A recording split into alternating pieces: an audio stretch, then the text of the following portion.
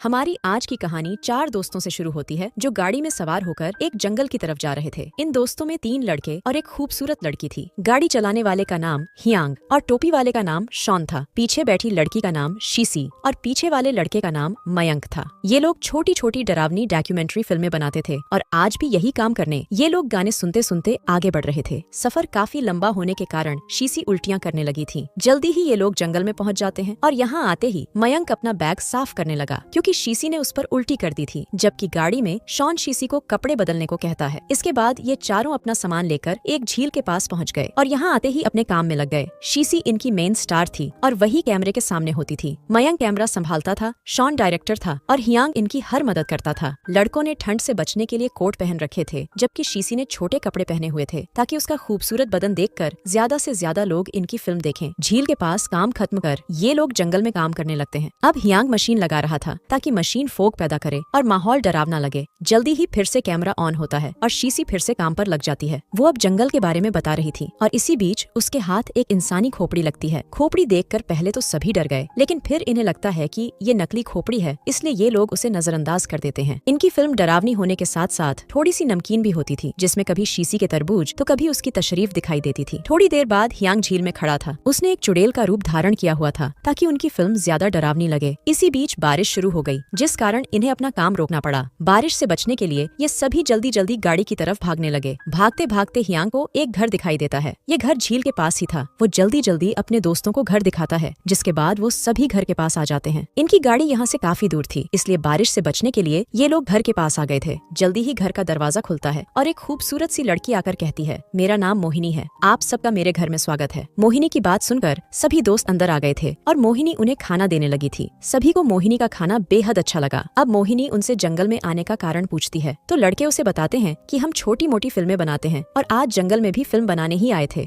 ये सुनकर मोहिनी खुश हो जाती है और उनके सोने का इंतजाम करने चली जाती है। वैसे मोहिनी की खूबसूरती देखकर तीनों लड़के हैरान थे। कुछ देर बाद मोहिनी अकेली बैठी थी और हियांग उसे छुपकर देख रहा था। उधर शीसी और शॉन एक अलग कमरे में थे। दोनों का चक्कर चल रहा था और दोनों माहौल बना रहे थे। दूसरी तरफ हियांग मयंक के पास आकर कहता है, बारिश रुक गई है, हमें अपना काम शुरू कर देना चाहिए। उसकी बात मानकर मयंक बाहर आ गया और काम शुरू कर दिया। दोनों रात के कुछ सीन लेना चाहते थे ताकि अपनी फिल्म को डरावनी और बेहतरीन बना सकें। उधर शॉन का डंडा गुफा में तो चला गया था, लेकिन ज्यादा देर तक टिक नहीं पाता। शॉन के डंडे का कमजोर प्रदर्शन देखकर शीसी का पारा चढ़ गया। उसने गुस्से में आकर यहाँ से जाने का फैसला कर लिया। बाहर हियांग और मयंक अपना काम कर रहे थे। इसी बीच शीसी और शॉन भी बाहर आ गए। शॉन उसे मनाने के लिए कहता है कि मैं ताकत की गोली खा लूंगा, मगर शीसी उसकी एक नहीं सुनती। उसे रोकने के लिए शॉन के साथ साथ हियांग भी उसके पीछे जाता है और पीछे मयंक अकेला रह जाता है। अब मोहिनी मयंक के पास आकर कहती है कि मेरी गुफा में आग लगी है, इसे किसी दमदार डंडे की जरूरत है। मोहिनी की खूबसूरती और उसकी बात सुनकर मयंक का डंडा दम दिखाने लगा। उधर शीसी सड़क तक पहुंच गई थी और इसी बीच उसे एक गाड़ी नजर आती है। वो जल्दी जल्दी गाड़ी रुकवाकर उसमें बैठती है। शॉन और हियांग उसे रोकने की कोशिश करते हैं, लेकिन शीसी नहीं रुकती और वहाँ से चली जाती है। दूसरी तरफ मोहिनी और मयंक घर में आ गए थे। दोनों इस समय दारू पी रहे थे ताकि आगे का खेल अच्छे से खेला जा सके। कुछ देर बाद मोहिनी शुरुआत करती है और मयंक मौका देखकर उस पर टूट पड़ता है। जल्दी ही शॉन और हियांग भी घर वापस आ गए। वो जब मयंक और मोहिनी को देखते हैं तो हैरान हो जाते हैं। शॉन हियांग को पीछे ही रोककर मयंक का कैमरा उठा लेता है, जिसे जल्दबाजी में मयंक पीछे ही छोड़ गया था। अब शॉन दोनों की हरकतें कैमरे में कैद करने लगा, जबकि मयंक और मोहिनी अपनी ही दुनिया में खोए हुए थे। काफी देर बाद भी ना तो मयंक हार मान रहा था और ना ही मोहिनी। दोनों का खेल लगातार चलता ही जा रहा था। इसी बीच कमरे में जोरदार हवा चलने लगी, जिस कारण घर का माहौल डरावना बन गया। अब मयंक भी थक कर बेसुध सा हो गया, लेकिन मोहिनी की प्यास अभी भी शांत नहीं हुई थी। देखते ही देखते मोहिनी इतनी तेज हो जाती है कि बेसुध मयंक दम तोड़ देता है। जी हाँ दोस्तों, मोहिनी अपनी प्यास बुझाने के लिए कुछ भी कर सकती थी, क्योंकि मोहिनी एक चुड़ैल थी जिसकी प्यास कई आदमियों की जान ले चुकी है। शॉन और हियांग को कुछ समझ नहीं आ रहा था कि क्या हो रहा है। वो दोनों तो बेसुध से खड़े सब देख रहे थे। उन्हें तो तब होश आता है जब मोहिनी उनके पास आकर कहती है कि तुम्हारा दोस्त तो मर गया, अब तुम दोनों में से कौन आएगा। मोहिनी की बात सुनकर दोनों पहले घर में भागते हैं और फिर जंगल में। मोहिनी खूबसूरत तो बहुत थी, लेकिन साथ ही वो एक बेरहम चुड़ैल भी थी। अब कहानी कुछ दिनों बाद शुरू होती है। शीसी फिर से काम पर लौट आई थी और इस बार भी वो शॉन के साथ काम कर रही थी। ऐसे ही एक दिन ये लोग नदी किनारे काम कर रहे थे। इसी बीच शॉन को लगता है कि जैसे नदी में से मोहिनी बाहर आ रही हो। मोहिनी को याद कर वो बुरी तरह डर गया। उसे आज भी वो पल अच्छी तरह याद था जब मोहिनी ने मयंक को मारा था। मोहिनी को याद कर वो आज भी बहुत डर जाता था। रात को हियांग स्टूडियो में अकेला काम कर रहा था और अचानक टीवी में मोहिनी की वीडियो चलने लगी। ये वही वीडियो थी जो शॉन ने बनाई थी। वीडियो में मोहिनी मयंक के साथ नजर आ रही थी। टीवी में मोहिनी को देखकर